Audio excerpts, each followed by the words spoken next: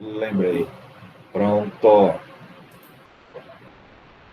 Então, voltando aqui, o que eu estava dizendo é qualquer fármaco bloqueador seletivo de beta-1, os ditos cardioseletivos, em doses aumentadas, em doses maiores, podem perder a seletividade e podem, então, produzir aí, né, um bloqueio também de beta-2. E aí vai produzir broncoconstricção e isso pode gerar complicações nos pacientes asmáticos.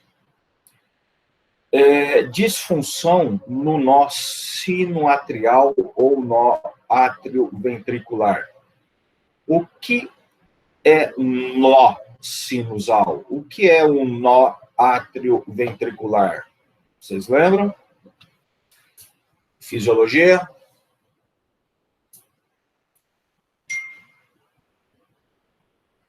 O que é o nó ou nódulo sinusal ou sinoatrial?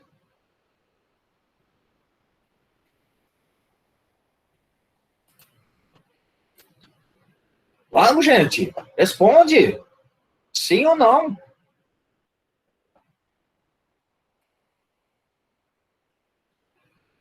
O nó sinusal é um marca-passo, né? Ele que gera o impulso cardíaco.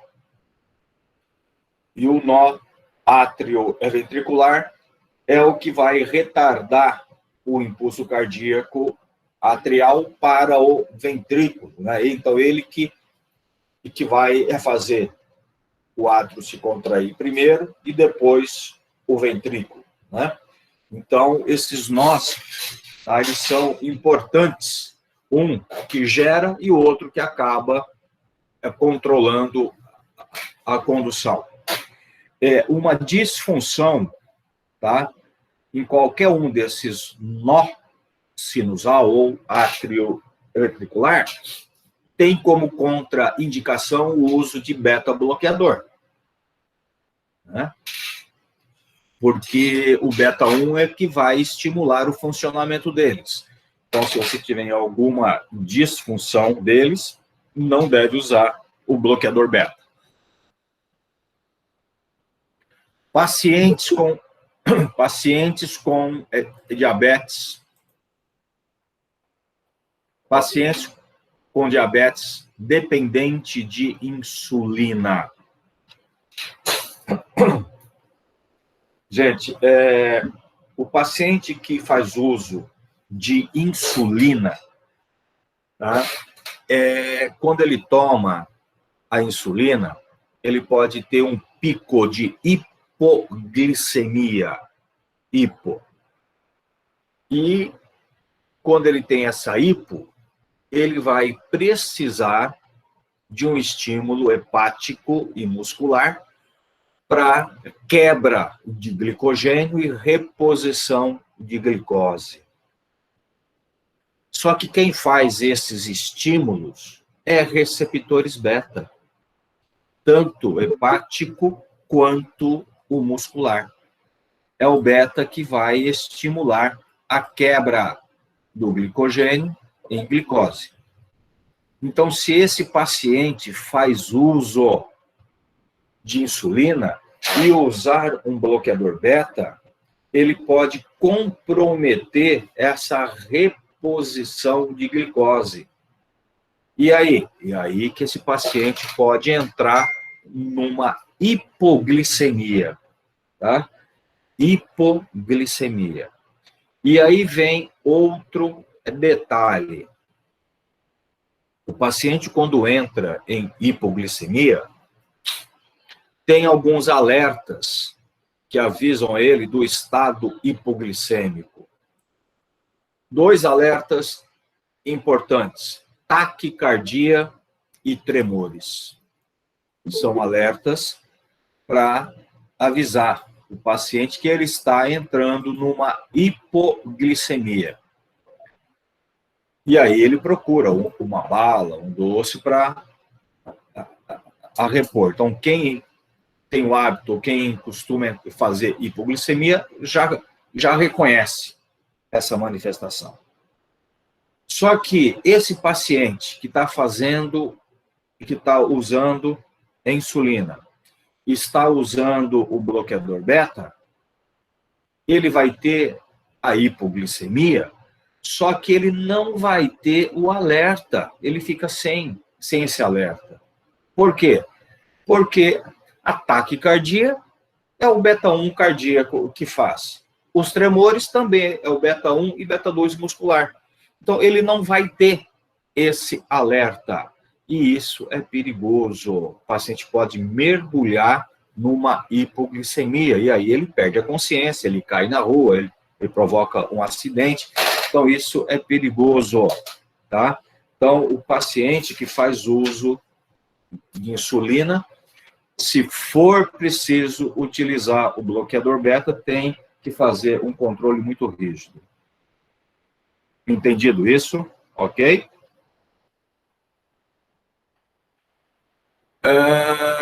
Os pacientes, tá, que usam o bloqueador beta, eles podem ter uma certa fadiga, letargia, frieza de extremidades. A fadiga, a letargia, vem aí principalmente, né, de um bloqueio beta dos vasos muscular, né? Os vasos da musculatura esquelética têm receptores beta-2 e são vasodilatadores. Quando você usa aí um bloqueador beta, você pode também estar interferindo com esses betas. Você pode estar bloqueando esses beta-vasculares. E aí você vai diminuir a irrigação para os seus músculos. E daí, então, que vem esse estado de fadiga mais rápido, de letargia, tá.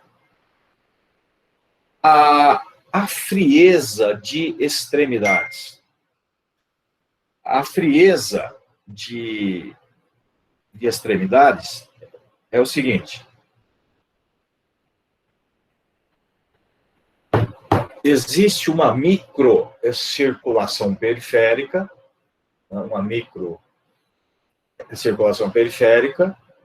e essa microcirculação tem os receptores beta-2. E beta-2 é sempre relaxante, então ele vai provocar vasodilatação. Quando você usa um bloqueador beta que possa bloquear também esses beta-2 desses vasos periféricos, você passa a ter essa vasoconstricção periférica. E as suas extremidades, pela vasoconstricção, acabam ficando frias por falta de circulação. Por isso que frieza de extremidades, tá? Em consequência dessa vasoconstricção, dessa microcirculação periférica. Ok? Os beta-bloqueadores, os lipossolúveis, podem produzir insônia e pesadelo. Obviamente, a gente não sabe explicar o porquê disso, né? A gente não sabe. Mas eles levam à insônia e levam a pesadelos. Então, quando um paciente está fazendo uso de algum fármaco, bloqueador beta, e se queixar de insônia e pesadelo, é melhor analisar a característica cinética desse fármaco e, se possível, substituir por um outro beta-bloqueador de característica mais hidrossolúvel, para não chegar até o SNC e não produzir esses efeitos. Ok? Então, esses efeitos de pesadelo, de insônia, acontecem com os lipossolúveis.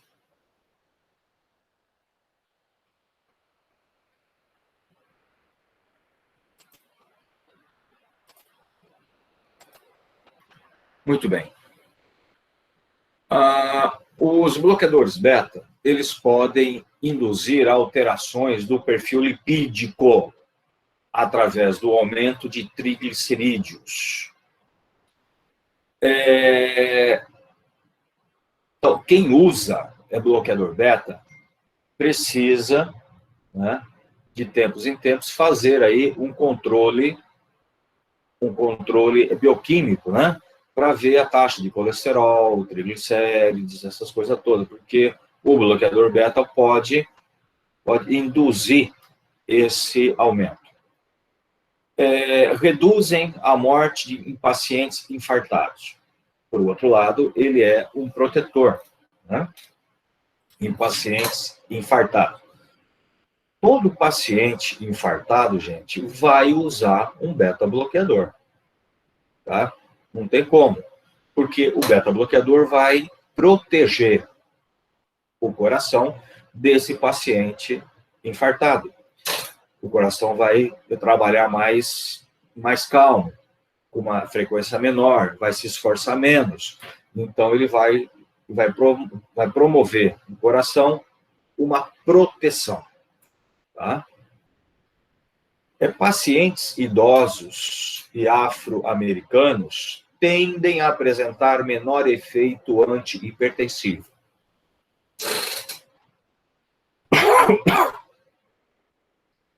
Os afro-americanos, a gente não sabe muito bem o porquê,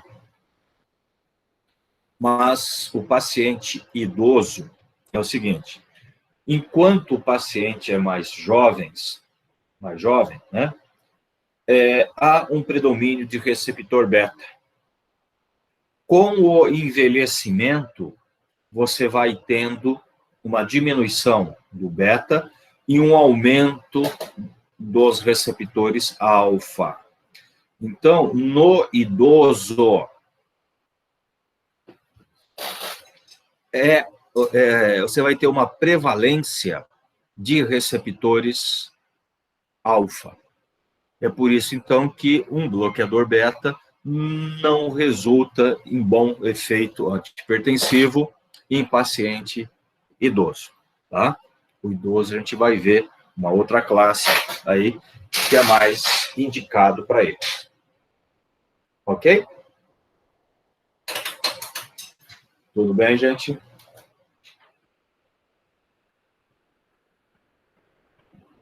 Esses bloqueadores beta... Beleza. Esses bloqueadores beta, eles são bem absorvidos, né? São absorvidos integralmente pela via oral, mas, apesar disso, a concentração plasmática pode variar de fármaco para fármaco. Pode variar muito. Por que pode variar a concentração plasmática, apesar de serem bem absorvidos? Porque eles sofrem uma metabolização pré-sistêmica. Os bloqueadores beta sofrem o que nós chamamos de efeito de primeira passagem, né? Metabolização pré-sistêmica.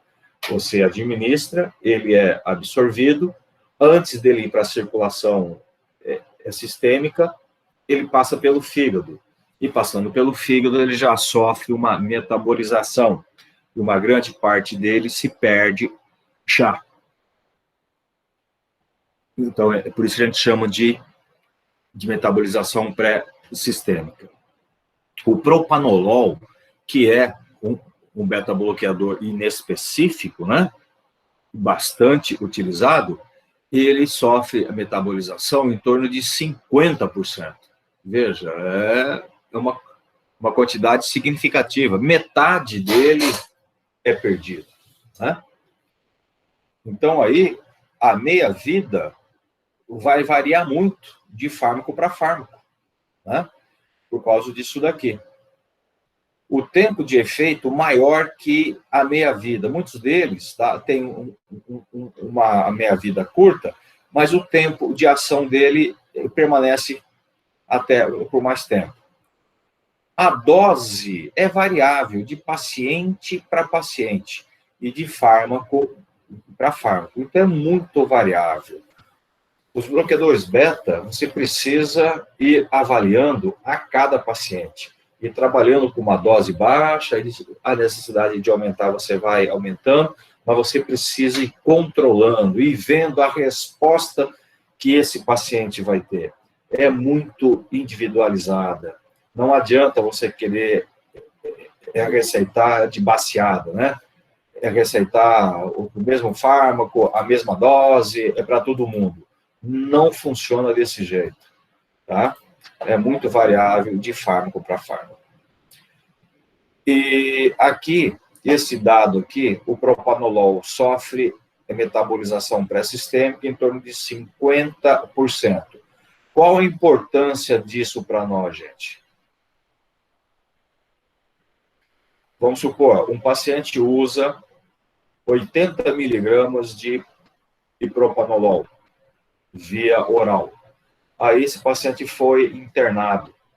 Vai substituir o oral por injetável. Qual o cuidado que vocês precisam ter?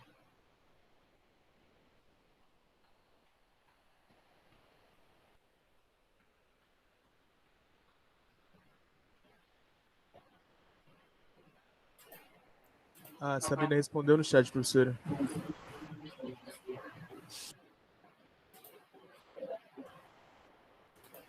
Oi? A Sabrina respondeu no chat.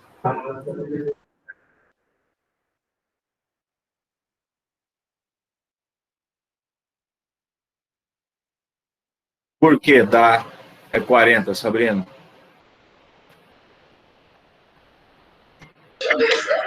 Porque se ele perde 50%, o corpo precisa de 50% das 80 miligramas.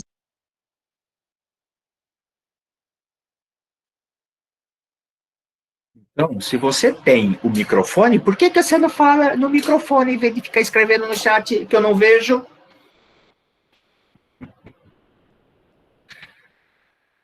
Ei, Sabrina? É por causa da TV, professora. Eu tenho a minha filha também.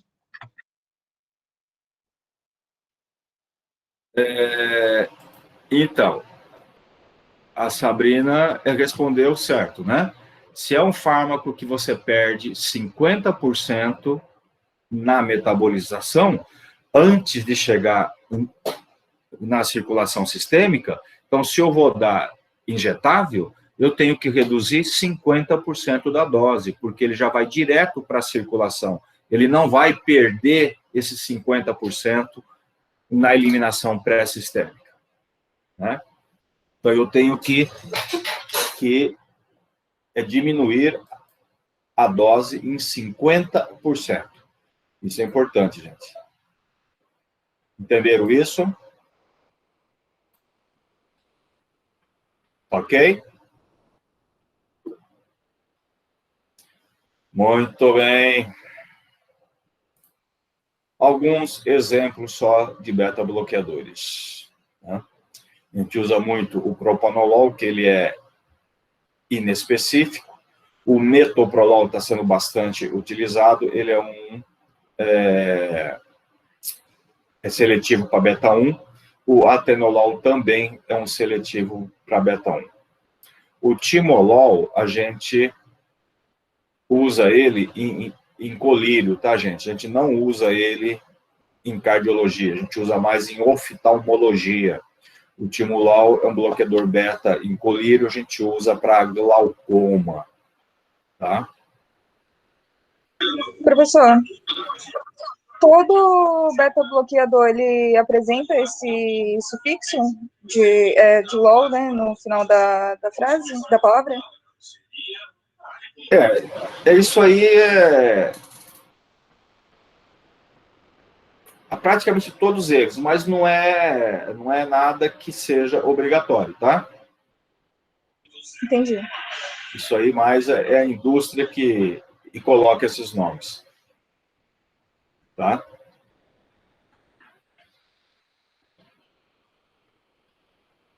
Muito bem. Antagonista alfa, nós já falamos, certo? Já falamos. A metildopa nós também já falamos. Ok? A clonidina, não interessa. Agora, uma outra classe que é muito usada hoje e é muito importante para nós. Os antagonistas, né? Antagonistas do canal de cálcio.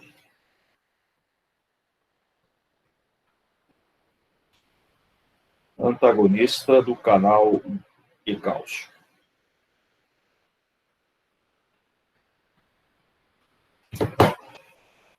Muito bem.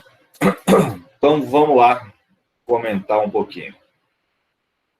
Gente, muitos slides aqui, tá? Só porque eu não tenho muito interesse, tá? Eu vou só aonde interessa para nós. Gente, existe 2 tipos de canais de cálcio. Canal L e canal T. Tá? Canal L e canal T. E esses canais, existe um predomínio deles em áreas específicas do nosso corpo. Como, por exemplo, nas artérias, tá? Na parte arterial, eu tenho um predomínio de L. Na parte venosa, eu tenho um predomínio de canal T. Ok? O coração, no coração não, no rim, eu tenho um predomínio de T, e no coração, eu também tenho, em algumas áreas, um predomínio de canal T, principalmente em tecido de condução. Bom, mas isso aqui não interessa. Vamos aonde interessa para a gente. Eu quero que vocês gravem uma coisa. Que na parte arterial, eu tenho o predomínio de canal L. E na parte venosa, eu tenho um predomínio de canal T. Ok? Muito bem. Vamos lá. E aí, tudo bem? Aqui é só fisiologia, para mostrar a entrada de cálcio, a saída de cálcio, e tudo bem. Os fármacos antagonistas do canal de cálcio. Eu tenho as dihidropiridinas e as não dihidropiridinas. As dihidropiridinas, como amlodipino, felodipino, isradipino, nifedipino, tá? São substâncias bloqueadoras do canal L. Canal L. Principalmente canal L, tá?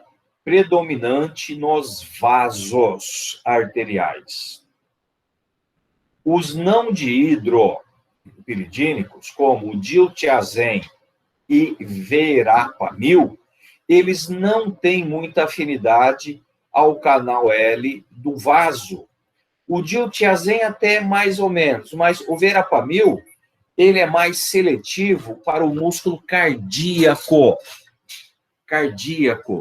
Tanto que a gente usa o verapamil como antiarrítmico e não como antihipertensivo.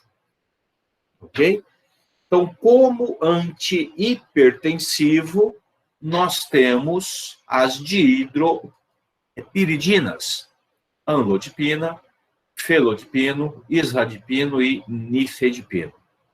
Os mais utilizados, o que deu origem à classe, o que começou a ser utilizado e foi bastante utilizado, nifedipino. Hoje, o que nós usamos muito é amlodipino. E eu vou falar já já a diferença entre eles. Ok? Muito bem.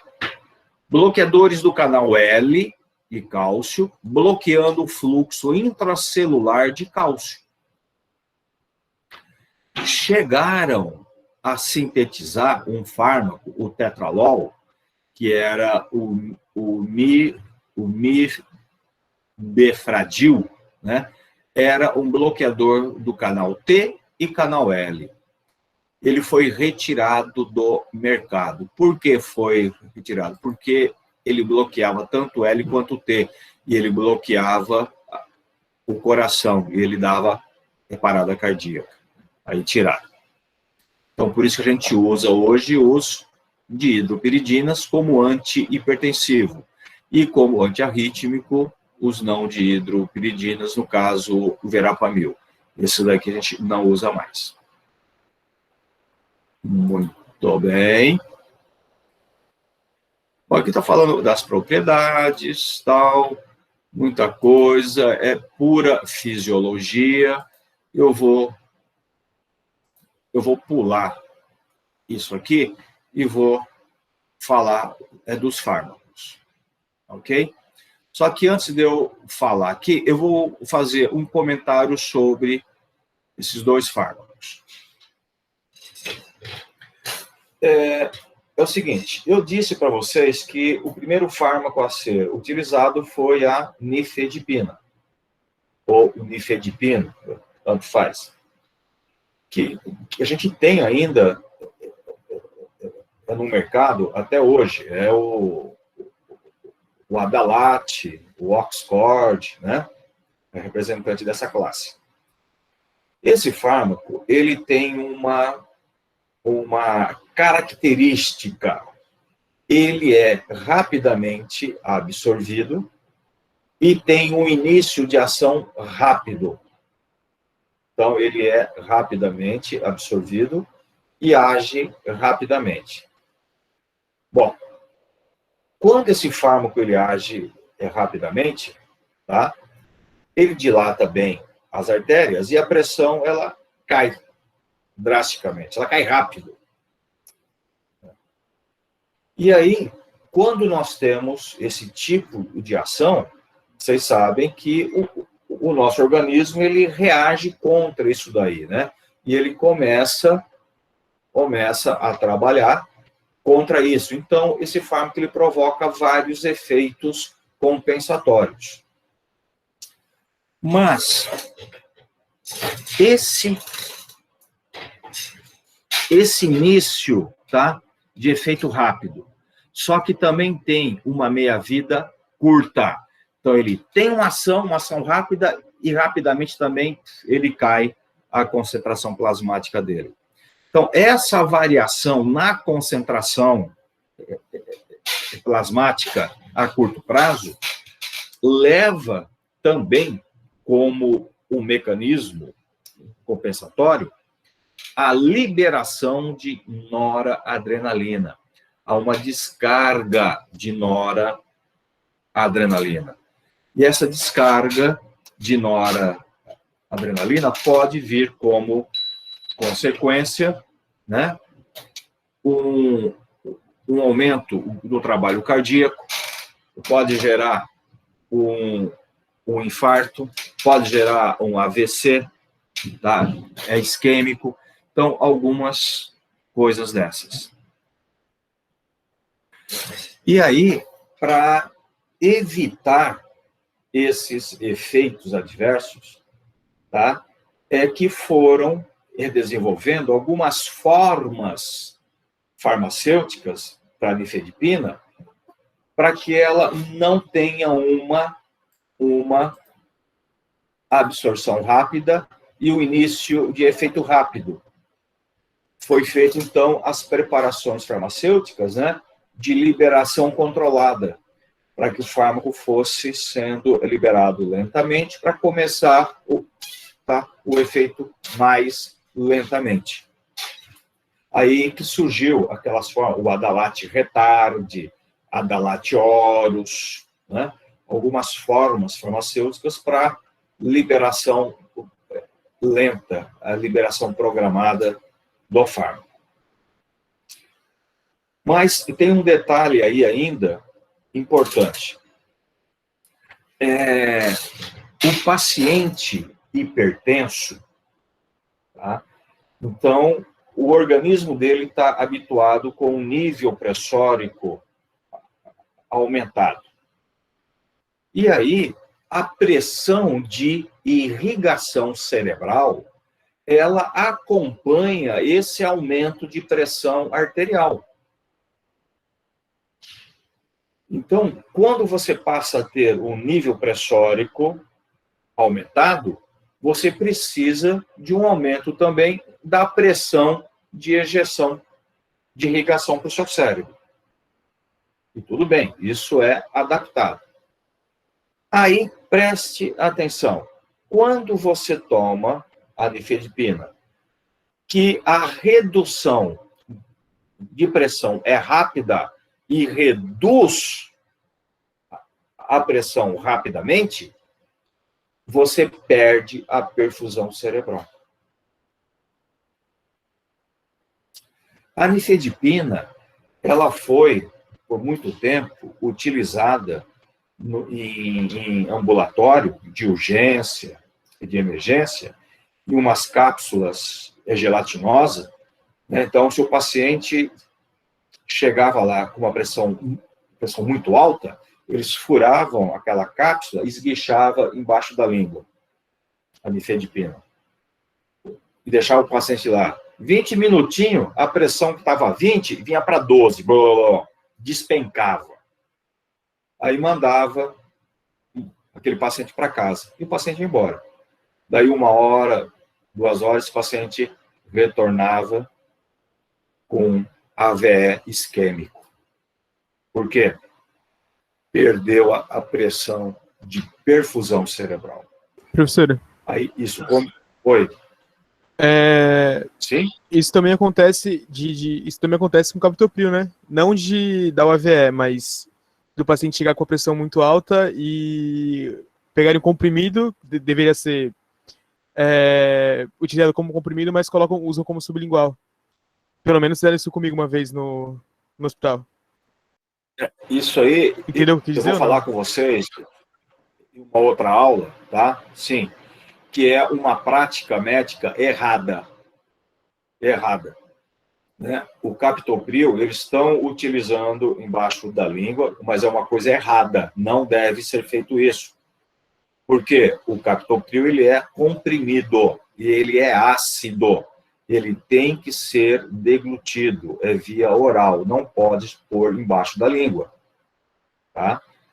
E quando você põe ele embaixo da língua, ele até pode ter um efeito mais rápido e tal, mas se você tiver que repetir uma outra dose embaixo da língua, ele chega a queimar a sua boca. Tá? Então, isso é uma prática errada. Mas ele não chega, tá, a ter essa queda brusca de pressão. Ele não promove isso, o captopril. Ele reduz a pressão. Só que ele reduz a pressão mais gradativamente, mais lentamente. Entendeu? O problema é a nifedipina, ela age rapidamente sobre os vasos, né, e o vaso está assim, ele faz isso, dilata. Aí, a pressão, ela não diminui, ela cai, despenca. Essa mudança brusca, tá, de pressão, que é perigoso, que você perde a perfusão cerebral. Não sei se deu para entender. Não, entendi. A diferença, tá?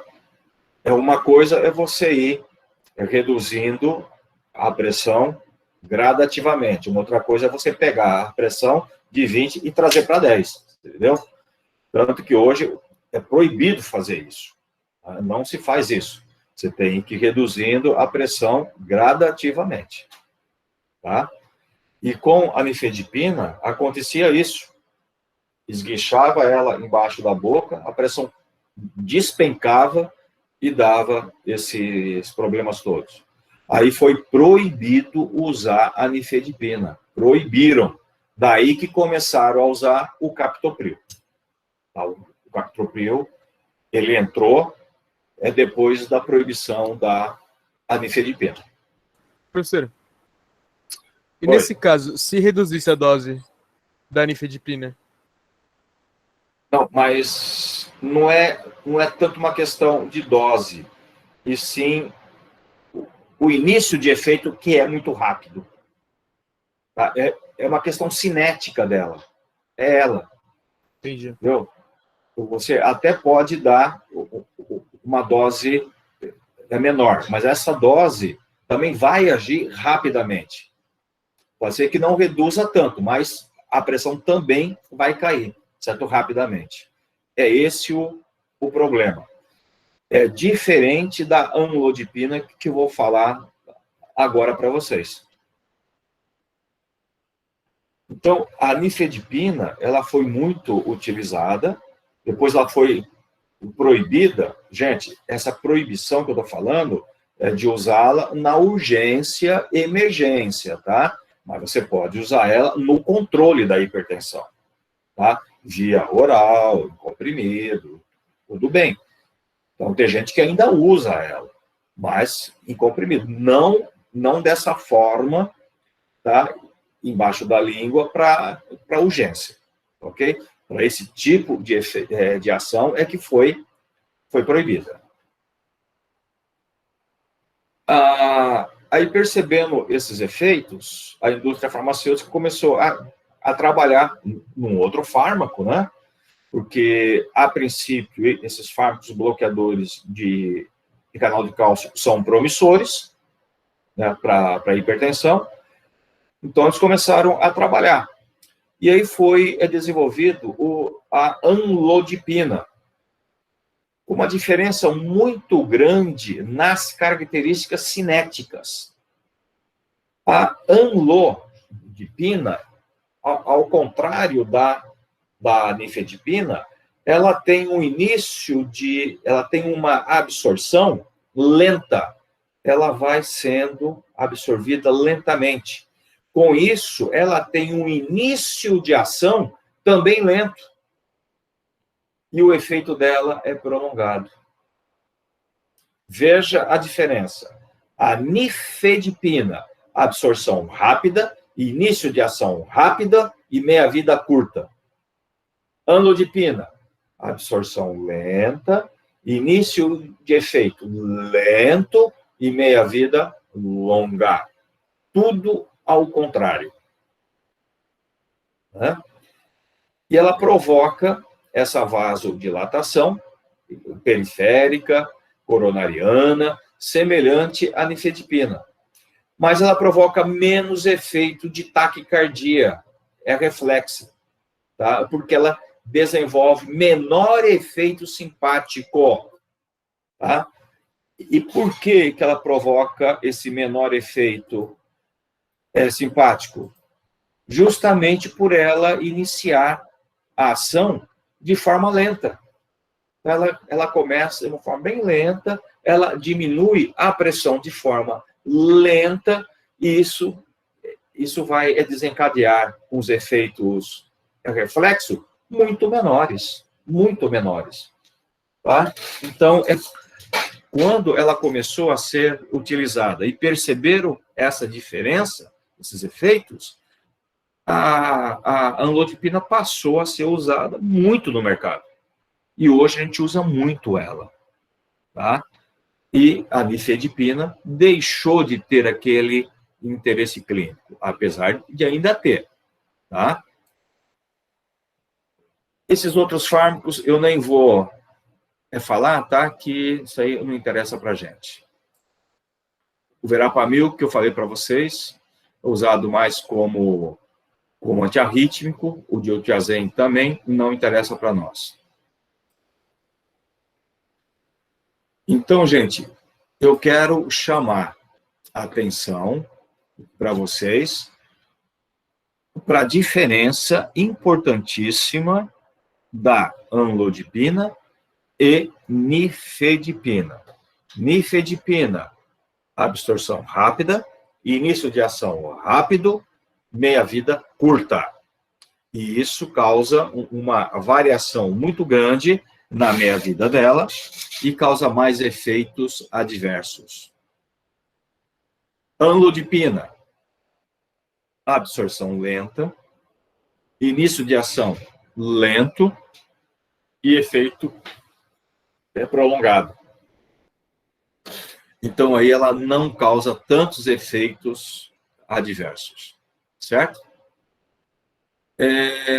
O antagonista do canal de cálcio está cada vez mais usado como monoterapia para a hipertensão arterial. Efeito redutor da mortalidade da hipertensão, semelhante aos diuréticos, beta-bloqueadores e aos IECAs.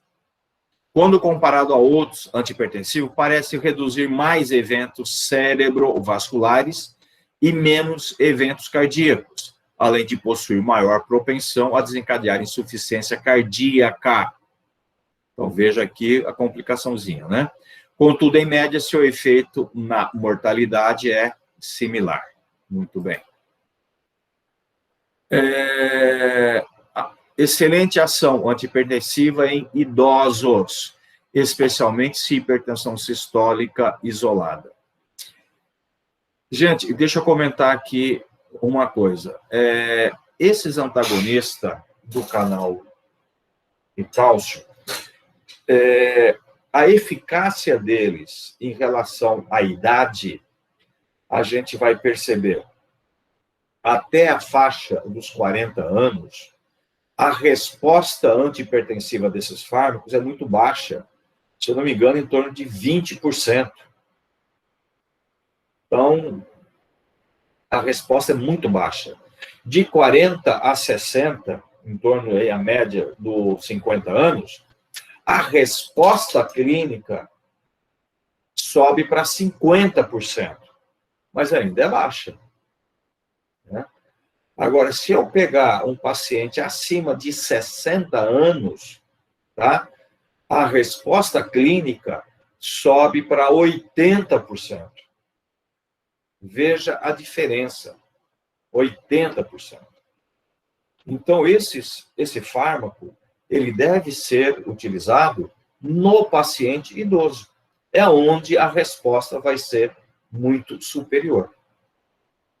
E um dos fatos que contribui para isso é aquilo que eu já falei para vocês. A prevalência de receptor alfa no idoso. E o que tem a ver a prevalência de alfa? Alfa é vasoconstrictor. Alfa, para fazer vasoconstricção, precisa de cálcio. Se eu tirar cálcio, o alfa não vai conseguir gerar a vasoconstricção. Certo? Então, por isso que isso aí contribui muito para essa ação no idoso. Por isso que acima de 60 anos, tá? A eficácia dele sobe para 80%. E tem algumas coisas também que a gente não explica muito bem. Vamos supor, na raça negra, eficácia é bastante superior aos beta-bloqueadores e aos IECAs. Então, se usa muito, tá, em pacientes da raça negra, tá, que funciona muito bem. Tá? O diurético, tá, ele funciona muito bem no negro. E aí tem até uma explicação, né? Não sei se isso tem a ver com essa classe. Até pode ser. Analisando geneticamente, né, o solo africano, né, que é de origem da raça negra, é muito pobre em sódio. Né, pobre em sódio. Então, geneticamente, o africano tem uma reabsorção de sódio muito maior, tá, que outros povos. Então, isso daí que faz o negro ter muita hipertensão, Você pode ver, é difícil você pegar, certo, alguém da raça negra, tá, que não tenha hipertensão. Tá? E se tem algum aluno aí, tá, que é da raça negra, que tem descendente, tá? Presta atenção no pai, na mãe, no vô, certo? Na avó, tá? Porque a tendência à hipertensão é muito grande, tá? E às vezes, tá? É assim, ó, é pabuf, vai lá para cima. E isso é muito perigoso, tá? Então precisa ter, né, um controle muito maior, viu? Então preste atenção nisso, isso é muito importante. E é por isso que os diuréticos, né, que bloqueiam sódio, então, eles funcionam muito melhor no paciente negro, porque o bloqueio de sódio é muito maior. Ok? Professor, Oi. desculpa. Tem a ver com Pois não. a cor ou com a genética? Porque, por exemplo, Não. se o pai Genética. então, por exemplo, o pai é branco, a mãe é negra, a criança nasce branca. Ela tem essa tendência também ou não? Ela pode ter, tá? Ela pode ter puxado, certo, a genética Entendi. da mãe. Entendi. Pode sim. Não tem nada a ver com cor, tá? É genética. Não, sim, é só essa dúvida mesmo que eu tava. É genética. Então, pode ter sim. Tá? A associação com IECA possui duas vantagens. Os IECAs reduzem o edema maleolar relacionado aos antagonistas do canal de cálcio e tem ação vasodilatadora da arteríola eferente, teoricamente protegendo contra hiperfiltração glomerular. Deixa eu explicar isso para vocês. Gente, os bloqueadores, o canal de cálcio, no caso, e principalmente a amlodipina, que é bastante utilizada e que age de forma mais lenta, ela tem um efeito, tá, que ela pode produzir, tá, um efeito adverso, que é o que a gente chama de edema maleolar ou edema pré-tibial. É o seguinte, tem pessoas, tá, que começam a utilizar e começa a ter um edema, tá, a nível de tornozelo. O tornozelo fica desse tamanho. Até parece que você pôs um colar cervical lá no tornozelo. Tá? Fica enorme. Isso a gente chama de edema maleolar ou edema pré-tibial. Tá? Isso vai acontecer principalmente nos pacientes que têm uma certa dificuldade para caminhar, para andar, né? Então, isso aí vai acontecer. Bom, nós não podemos deixar que isso prevaleça, né? Porque o edema vai dificultar, né, a circulação e pode gerar outras complicações. Então, precisa ser prevenido ou precisa ser tratado se já tem. Bom, por que o antagonista do canal de cálcio leva esse tipo de edema? Aí vem o que lá no comecinho eu expliquei para vocês. A prevalência de canal L e prevalência de canal T. Lembram? Eu falei que nós temos a prevalência de canal L na porção arterial e a prevalência de canal T na área venosa. Lembram disso? Muito bem. Esses fármacos são bloqueadores de canal L. Então, ele vai dilatar as artérias. A artéria vai dilatar. O fluxo vai descer, tá, aos seus pés, porque as artérias vão estar dilatadas. Vai chegar muito sangue até o seu pé. A hora que aquele sangue todo tenta entrar, fazer o retorno venoso, a veia não foi dilatada. A veia continua normal. Então, vai gerar o quê? Uma congestão. E essa congestão a nível lá do pé é que vai aumentar a pressão hidrostática, dando aumento de permeabilidade, extravasamento e edema. Ok? Muito bem. Como é que nós corrigimos o edema? Ou nós prevenimos? Associando um IECA, que a gente vai falar deles ainda, tá? Os IECA ou os BRAC, a gente vai comentar isso numa outra aula, são fármacos que dilatam tanto a artéria quanto veia. Então, eu preciso aí, nesse caso, dilatar a veia. Por quê? Porque aí aquele fluxo todo começa a entrar na veia e começa a ter o retorno. E aí eu alivio a congestão. Tá? Não adianta eu dar diurético para esse paciente. O diurético aí não resolve esse tipo de edema, porque o edema está sendo provocado pela congestão, tá? Que o fluxo não consegue entrar nas veias. Eu preciso dilatar as veias, tá? Então, é por isso que quando se usa o IECA associado, tá? Você evita esse edema e você também gera a maior queda de pressão e você também protege aí a hiperfiltração glomerular. Então, por isso que a gente usa bastante o antagonista do canal de cálcio associado aos IECAs. A gente vai ver isso. Estão entre os únicos antihipertensivos cujo efeito não é inibido pelo FAINE.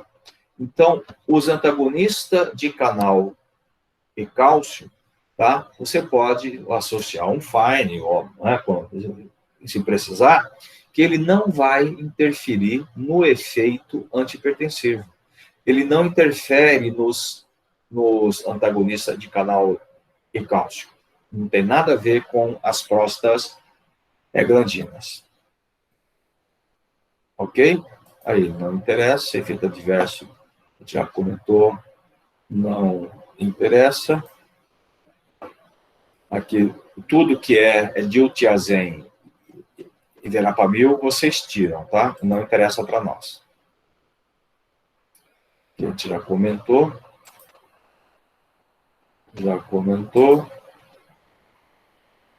Bom, as contraindicações. A nifedipina, que é aquela que eu falei para vocês que age rapidamente, tá? Ele é contraindicado se o paciente estiver com angina, se a pessoa estiver com infarto ou se a pessoa estiver com AVE. Tá? Isso por quê? Porque o uso dela aumenta muito a noradrenalina e você pode prejudicar tudo isso daqui. Ok? Então é a única coisa que interessa. Isso daqui não interessa pra gente. Então não interessa. Aqui, ó, o que eu falei para vocês. Pacientes abaixo de 40 anos normalizam APA em torno de 20%. Aos 50 anos, em torno de 50%. E acima de 60 anos, normaliza em torno de 80%. Tá? São fármacos eficazes em monoterapia na hipertensão leve a moderada. Tá? Então, muitas vezes a gente usa ele sozinho. Tá? Formulações de liberação rápida não são indicados para o tratamento e manutenção em razão das variações na concentração plasmática, ocorrendo maior atividade reflexa simpática. Foi aquilo que eu falei para vocês, né? Que era quando se tinha somente a nifedipina, né? Se usava a nifedipina de liberação rápida, ela age rapidamente e provoca os efeitos reflexo muito rápido, né? Que é aquele aumento de noradrenalina. Aí, então, que começaram a fazer aquelas formas de liberação lenta, como SR, SRO, JITS, retard e tal. Para tentar ter uma absorção, né, mais lenta.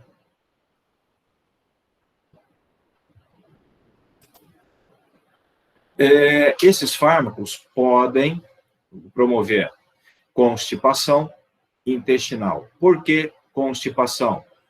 Porque o músculo liso intestinal também tem o canal de cálcio. E você pode bloquear esses canais e levar a uma diminuição da motilidade. E aí, constipação intestinal. Edema, foi aquilo que eu falei já para vocês, né? Porque dilata muito mais a artéria do que veia. Então, gera uma congestão, edema. Cefaleia, principalmente a nifedipina, ela dilata muito os vasos também do cérebro. E aí você tem aquela dor de cabeça pela vasodilatação. E alguns pacientes podem reclamar de náusea, tontura, dispneia, astenia. Isso é mais complicado. Esses daqui não interessam para nós, mas eles não devem ser associados a beta-bloqueador. Por que não? Porque o verapamil e o diltiazem já bloqueiam o cálcio do coração. E se eu der um beta-bloqueador, eu vou ter um efeito cardiodepressor. E aqui é perigoso, eu posso gerar a parada cardíaca, tá? Então, esses fármacos antagonistas do canal de cálcio, especialmente verapamil e diltiazem, não deve ser associado a beta-bloqueadores. A nifedipina pode, a amlodipina pode, mas esses dois aqui não pode, ok? A nifedipina pode apresentar taquicardia, vermelhidão no rosto, cefaleia, a gente já falou, né? E esses efeitos são amenizados com as preparações de liberação lenta. Quanto mais lenta for o início de ação, menor os efeitos adversos. Por isso que a amlodipina tem um nível de efeito adverso muito reduzido comparado à nifedipina. Então, a amlodipina tem início de ação lento, ação antihipertensiva prolongada. Com a amlodipina é comum apresentar o edema pré-tibial, que é aquele edema que eu já expliquei para vocês, né? O bloqueio do canal L na parte arterial e a veia não responde a mesma coisa, então gera a congestão. Tem um outro fármaco, que é o nimodipina, que foi também sintetizado na intenção de também ser um antihipertensivo. Só que ele não apresentou efeito antidepressivo satisfatório. Mas perceberam que ele tinha uma ação muito boa a nível de circulação cerebral. Então, hoje, a gente usa ele como um vasodilatador cerebral, para aqueles pacientes com vasoespasmo cerebral, com AVE isquêmico, né? Então, a gente usa o nimodipina para esses casos. Interações. O verapamil, que é aquele que age mais a nível cardíaco, com a digoxina, aumenta a concentração plasmática da digoxina. A digoxina é um fármaco utilizado para insuficiência cardíaca, e ela é muito tóxica. Então, se aumenta a concentração plasmática dela, você leva a efeito tóxico. Isso pode ser muito perigoso. E o beta-bloqueador e o verapamil pode precipitar, então, insuficiência cardíaca, porque os dois são cardiodepressores. Ok?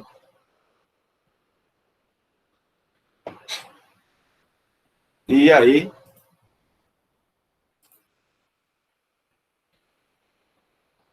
se alguém está vendo aí, pensando que é espelho, não é espelho não, tá, gente? É uma foto mesmo, viu? Brincadeira.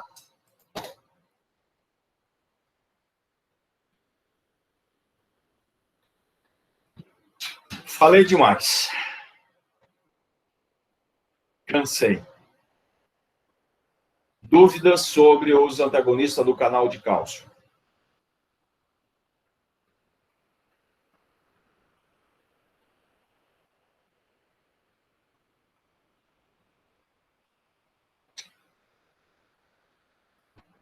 Vamos, gente.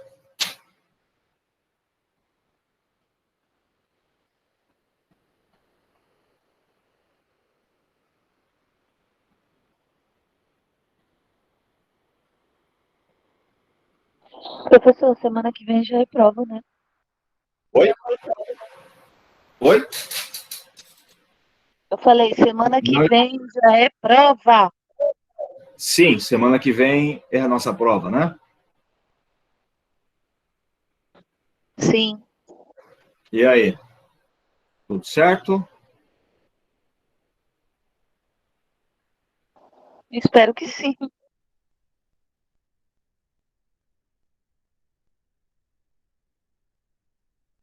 Então tá bom.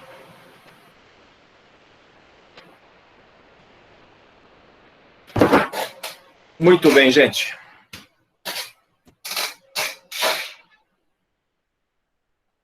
Nosso assunto hoje era esse daí, terminar o beta-bloqueador e falar dos antagonistas do canal de cálcio.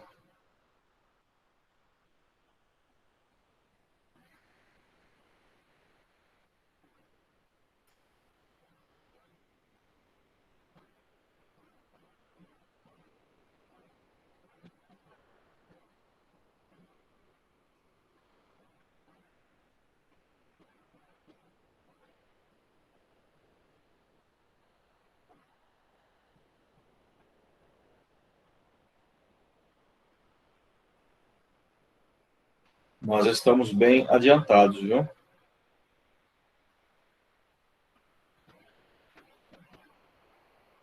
No cronograma. Essas aulas rendem muito, né?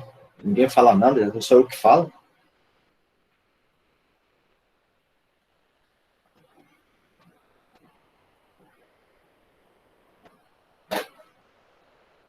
Professor, então, oi, essa matéria não vai ter na prova de semana que vem, né? Ou vai ter? No caso, a aula de hoje, que eu digo.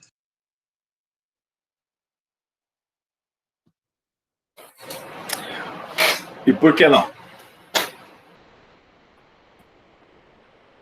Ah, eu só perguntei, não sei.